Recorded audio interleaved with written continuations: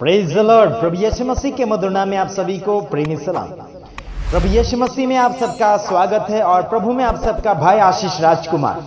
और मैं गुजरात की धरती से बोलता हूं और आप सभी का मैं धन्यवाद करता हूं कि आप लगातार हमें सपोर्ट करते चले जा रहे हैं और साथ ही साथ हमारे वीडियो को आप शेयर करते हैं और आपकी मदद से हम लोग इतना ज़्यादा प्रभु में लगातार बढ़ते चले जा रहे हैं। कोई भी व्यक्ति अकेला कुछ नहीं कर सकता, उसे किसी न किसी सपोर्ट की जरूरत पड़ती है। हालांकि आप लोगों ने हमारा सपोर्ट किया है, मैं आप सभी का धन्यवादी हूं और परमेश्वर का भी धन्यवाद करता हूं जिसने आपको और मुझे एक साथ ज्वाइन किया। क्या किया उस परमेश्वर ने? आपको और मुझे उस परमेश्वर ने एक साथ ज्वाइन किया। उस परमेश्वर का हम शुक्रिया अदा करते हैं और उसका धन्यवाद करते हैं कि आज उसने आपको और मुझे जीवित और जीतों की पृथ्वी पर रखा है। आजू बाजू के हो सकता है आपको आवाजें आती रहेगी, लेकिन आपको परमेश्वर के वचन की ओर ध्यान देना होगा। Hallelujah, praise the Lord. और बीते हुए दिनों में कुछ मैंने विरोध किया था, कुछ हिंदू संगठन के कुछ विरोधियों का मैंने सामना किया था और मसीह लोगों के खिलाफ में बहुत सारे ऐसे गलत आरोप लगाए जा रहे थे और मैंने आवाज उठाया था और उनका विरोध किया था। हालांकि आप लोगों ने हमारा वीडियो वायरल करने में मदद किया है और काफी हजारों लोगों तक हमारा वीडियो पहुंचा है और लोगों को सावधान होने के लिए मौका प्रदान हो चुका है।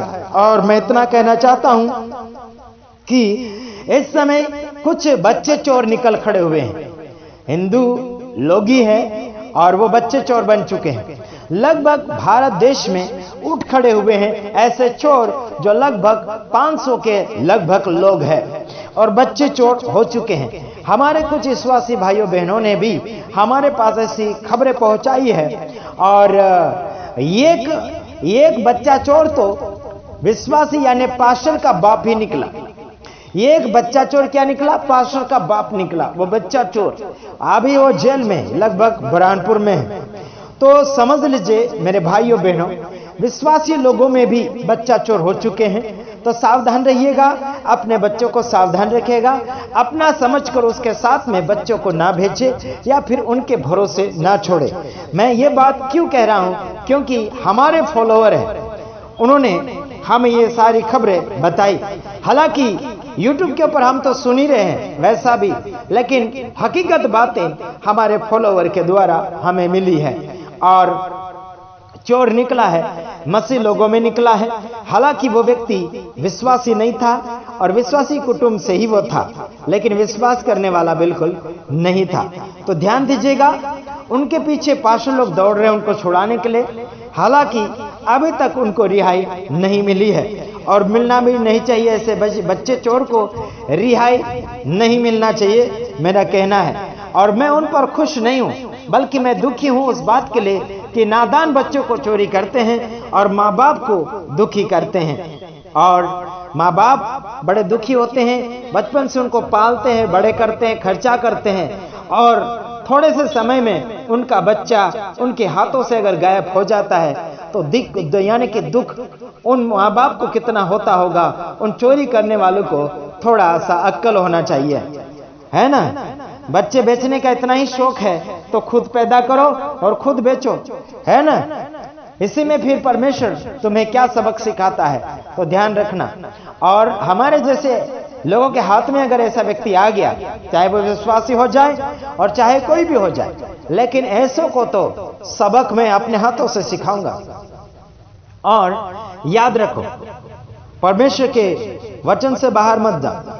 पहला पत्रस उसका 5 अध्याय 5 से लेकर आगे की ओर मैं आपके लिए पढ़ता चला जाऊंगा। तो आइए हम परमेश्वर के वचन देखते। पहला पत्रस 5 अध्याय उसका 5 वचन से आगे की ओर बढ़ेंगे। प्रभु की स्तुति हो कि उसने आपको और मुझे परमेश्वर के वचन के द्वारा जीवन को सुधारने के लिए मौका प्रदान किया है। इंसान सबसे ज्यादा सुधारने का काम अगर करेगा तो वचन से, और वचन किसके?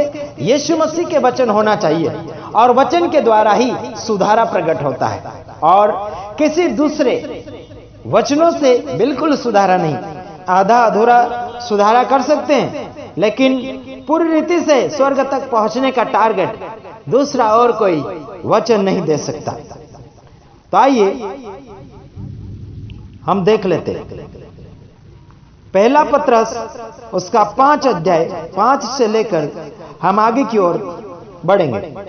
5 अध्याय उसका 5 वचन, आइए देख लेते हैं उसमें क्या लिखा है। मेरे भाइयों और बहनों, जवानों के लिए विशेष करके हैं जो खून भरे हैं, जो खून भरे हैं और बॉडी में अच्छा महसूस करते होंगे और ताकत महसूस करते होंगे, ऐसे लोगों के लिए ये बातें हैं। हेडिंग में है परमेश्वर को समर्पित करना और शैतान का विरोध करना। आइए देख लेते हैं 5वें वचन में क्या लिखा है। हे युवकों, तुम भी वृद्ध पुरुष के अधीन रहो, वरन तुम सब के सब एक दूसरे की सेवा के लिए दीनता से कमर बांधे रहो, क्योंकि परमेश्वर अभिमानियों का विरोध करता है परंतु दीनों पर अनुग्रह करता है। प्रेज़ द लॉर्ड, प्रभु की स्तुति हो।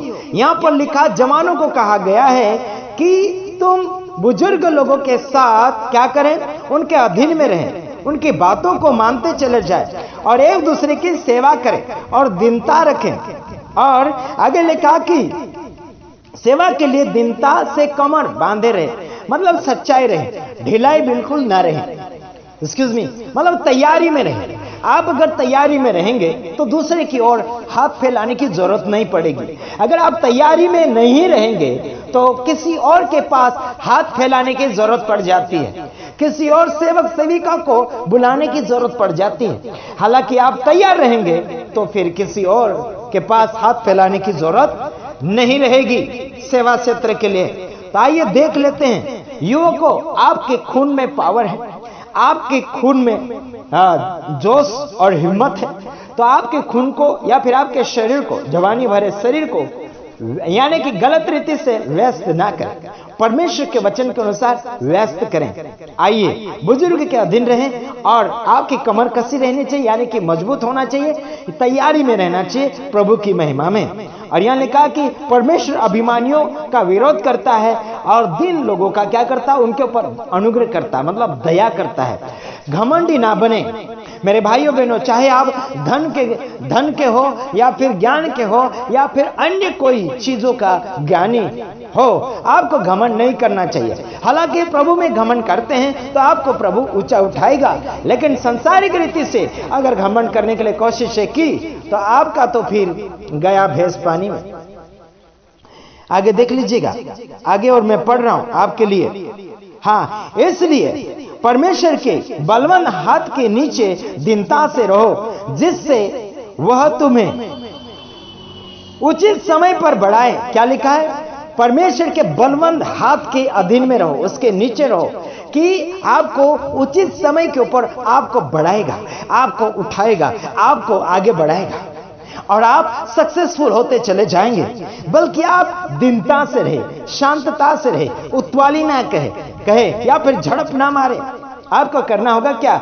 7वां वचन, अपनी सारी चिंता उसी पर डाल दो क्योंकि उसको तुम्हारा ध्यान है। क्या लिखा है? यहां लिखा है कि अपनी सारी चिंता किसके ऊपर डालें? आपके माँ बाप के ऊपर नहीं, आपके घर के लोगों के ऊपर नहीं, आपके कोई और संतरी मंत्री के ऊपर नहीं, बल्कि आपका भरोसा यीशु मसीह के ऊपर, परमेश्वर के ऊपर होना चाहिए। सारी चिंता उसके ऊपर डालना चाहिए। आपकी चिंता मैं नहीं कर सकता, आपकी चिंता और कोई नहीं कर सकता। आपकी चिंता और कोई अगर कर रहा है तो खुद को वो नाश की ओर लेता चला जा रहा है, क्योंकि अलाउन नहीं है। समझ में आ रहा है मेरे भाइयों बहनों? चिंता करके अपने शरीर को फिर या फिर अपनी आत्मा को कमजोर करो, अलाउन नहीं है। परमेश्वर के ऊपर सारी चिंता डाल दो ताकि आपके ख्याल वो बड़ी अच्छी रीति से कर सकें। तो उसी पर डाल दो क्योंकि उसको तुम्हारा ध्यान है। हाँ जी, 8वां वचन, सचेत हो और जागते रहो क्योंकि तुम्हारा विरोधी शैतान गरजने वाले सिंह के समान इस खोज में रहता है कि किसको फाड़ खाए।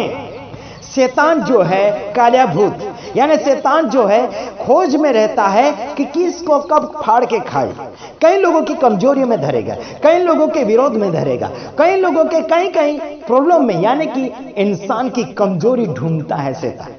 कौन से इंसान की कमजोरी क्या है, कौन से इंसान की कमजोरी क्या नहीं है, सब कुछ खोज करता है। कुछ लोगों के पैसा कमजोरी होती है, कुछ लोगों का आदतें जो कमजोरी होती है, कुछ लोगों का धन दौलत कमजोरी होती है, कुछ लोगों का है ना लड़का लड़की कमजोरी होती है ना, आदत से मजबूर होते हैं जो उनको छूटने में मुश्किल हो जाती। ऐसी कमजोरी को शैतान पकड़ता है और उसी में गिराने के लिए कोशिश करता है। मेरे भाइयों बहनों, आपकी कमजोरी क्या है आप खुद पहचानिए। हेलो, आपकी कमजोरी क्या है आप खुद पहचानिए। मैं हेलो बोला, आपको नमस्कार कहा, आपको जागरूक करने के लिए मैं बीच बीच में हेलो बोलता हूं, ताकि आप नजर ना भटकाए, नजर सामने की ओर लगाएं। थोड़े समय आप हमें देख सकते हैं, 10 मिनट 15 मिनट जो भी है, थोड़े समय हमारी आंखों में आंखें डालकर आप देख सकते हैं, ताकि हम आपके लिए इतनी सारी मेहनतें कर रहे हैं। हम हमारा घर का काम धंधा छोड़कर, नौकरी धंधा छोड़कर हम आपके लिए वीडियो में आकर बातचीत करना चाहते हैं। और साथ ही साथ इतना याद रखना, हमारा मकसद केवल आपके जीवन को जागरूक करना और सच्चाई में लाना, और सच्चाई के साथ जीने के लिए हम आपको हेल्प करना चाहते हैं वचन के द्वारा।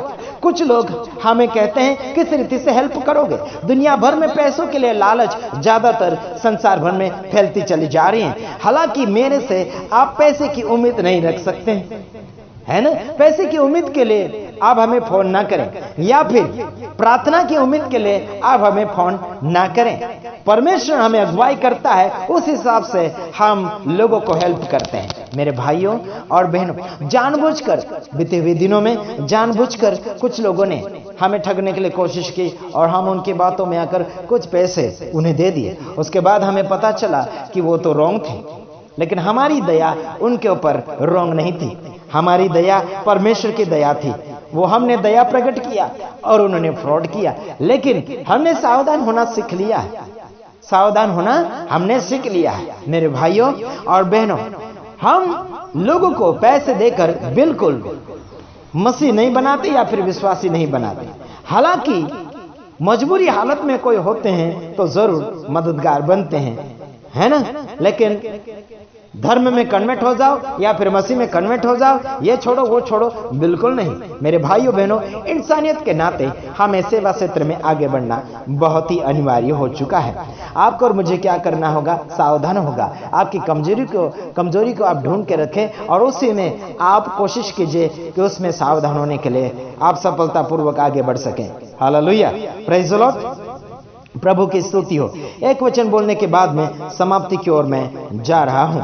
विश्वास में दृढ़ होकर और यह जानकर उसका सामना करो कि तुम्हारे भाई जो संसार में हैं ऐसे ही दुख भुगत रहे हैं। विश्वास में मजबूत होकर आपको आगे बढ़ना है। आपके और मेरे भाई जो संसार में हैं वो बहुत सारे दुख को भोग रहे हैं, दुख में समय बिता रहे हैं, दुख में कहरा रहे हैं, दुख में तड़प रहे हैं, और उनको बचाना है तो आपको विश्वास में आगे बढ़ना है और विश्वास की मजबूती में आपको लगातार दौड़े चले जाना है। प्रभु की स्तुति हो।